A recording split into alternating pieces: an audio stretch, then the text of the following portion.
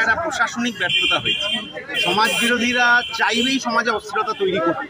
তাহলে মহেশতলার ওই ঘটনায়, রবীন্দ্রনগরের এই ঘটনায় পুলিশ প্রশাসন তারা যথাযথ ব্যবস্থা কেন শুরু থেকে নেয়নি? পুলিশকে কোনো একটা ব্যবস্থায়, কোনো একটা ঘটনায় অসহায়ের মতো কেন পিছু হটতে হবে? এটাই তো আমাদের পুলিশ মন্ত্রীর কাছে প্রশ্ন। তৃণমূল থানা ঘেরাও করলে সে টেবিলের তলায় লোকাবে, আর চাকরিহারাদেরকে লাঠি কিলচর মারবে, আর বামপন্থীরা প্রতিবাদ করলে দেশদ্রোহিতার আইন দিয়ে 10 দিন জেলে রাখবে, আর বিজেপির সনাতনী লোকেরা এই বনগায় পাকিস্তানের পতাকা লাগালে পরের দিন জামিন হয়ে যাবে। এই ধরনের দ্বিচারিতা টানা তৃণমূলের সরকার, তার পুলিশ মন্ত্রী, মুখ্যমন্ত্রী করে গেছেন বলে আজকে সমাজ বিরোধীরা বুঝে গেছে এটা তাদের সরকার, ভয়ের কিছু নেই, তারা যা খুশি করে যেতে পারে, পুলিশ প্রশাসন নিষ্ক্রিয় থাকে। তার ফলশ্রুতিতেই এই ঘটনা, এবং এই প্রশাসনিক ব্যর্থতাকে ধামাচাপা দিতেই বিজেপিকে রাস্তায় নামানো হয়েছে। যে কোনো ঘটনাকে এই যে ধর্ম জাতের দিকে টার্ন করিয়ে দিয়ে মমতা ব্যানার্জির প্রশাসনিক ব্যর্থতা, পুলিশ মন্ত্রী হিসেবে তার ব্যর্থতাকে আড়াল করার চেষ্টা, এটা বিজেপি আরজি করের ঘটনাতেও করেছে, এটা বিজেপি এই ঘটনাতেও করছে।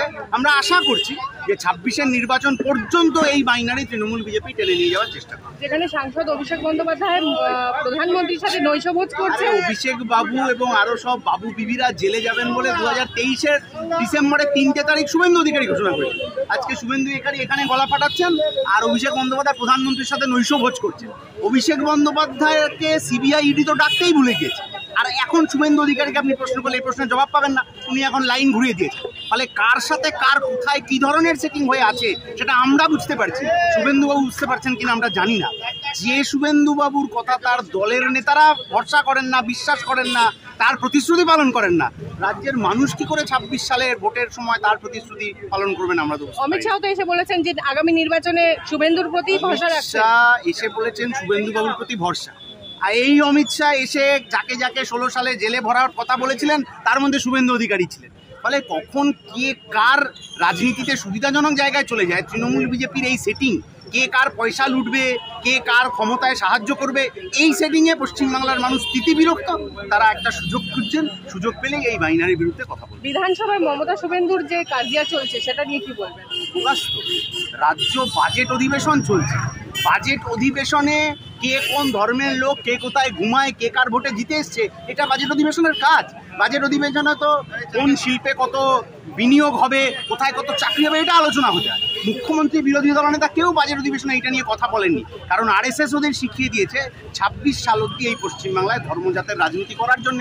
ফলে ওই সব লোক দেখানো রাজনীতি, আরজি করের ঘটনায় হোক বা অন্য ঘটনায়, মানুষ বুঝে গিয়েছেন তৃণমূল বিজেপির সেটি। সুকান্তর আজকে সুকান্ত মজুমদারের একটা ভিডিও তৃণমূল কংগ্রেসের পেজে পোস্ট করা হয়েছে যে চটিটা গিয়ে পুলিশের পাগড়িতে লাগছে। বিজেপির নেতারা কোনোদিনই মানুষকে মানুষ বলে গণ্য করেন না।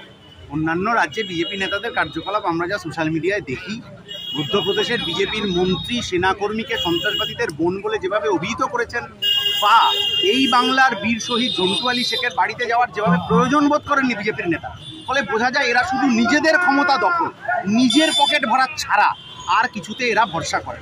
তাহলে আজকে যে ঘটনা ঘটিয়েছেন সেটা নিন্দনীয়, এবং বিজেপি মাত্রই মানুষকে এরা এইভাবেই দেয়। দাদা, শেষ প্রশ্ন, এই যে তৃণমূল বিজেপি হিন্দু মুসলিম করছে, তাহলে মানুষের রুটি রুজির কথা বলবে কে? রুটি রুজির কথা বলার জন্যই বামপন্থীরা রাস্তায় রয়েছে। 23 সালের পঞ্চায়েত ভোটে এত বামপন্থীদের ব্যালট বাক্স নর্দমায় ফেলে দিয়ে ব্যালট বাক্স চিবিয়ে খেয়ে কেন নিতে হয়েছে? কারণ রুটি রুজির লড়াইটা আরও ভালো জায়গায় চলে যাচ্ছিল। 26-এর নির্বাচনের আগেও তৃণমূল বিজেপির বাইনারির বিরুদ্ধে এই আরজি করের ঘটনা হোক, মেদিনীপুরের জাল স্যালাইনের ঘটনা হোক, নিয়োগ দুর্নীতির ঘটনা হোক, রুটি রুজির লড়াইটাই রাস্তায়। এই যে আগামীতে যে তৃণমূল বিজেপির দু দলের নেতাই সমানভাবে অভিযোগ, এবং এখনো অবধি তৃণমূল যা করছে তাতে সময় নষ্ট করে ইচ্ছাকৃতভাবে কোর্টের মারপ্যাচে ফেলে চাকরি প্রার্থীদের ভবিষ্যৎ একটা ভয়ঙ্কর বিপদের মধ্যে ফেলতে চাইছে। এখন যতদিন এরা আছে ততদিন চাকরি প্রার্থীদের ভবিষ্যৎ খুবই অনিশ্চিত।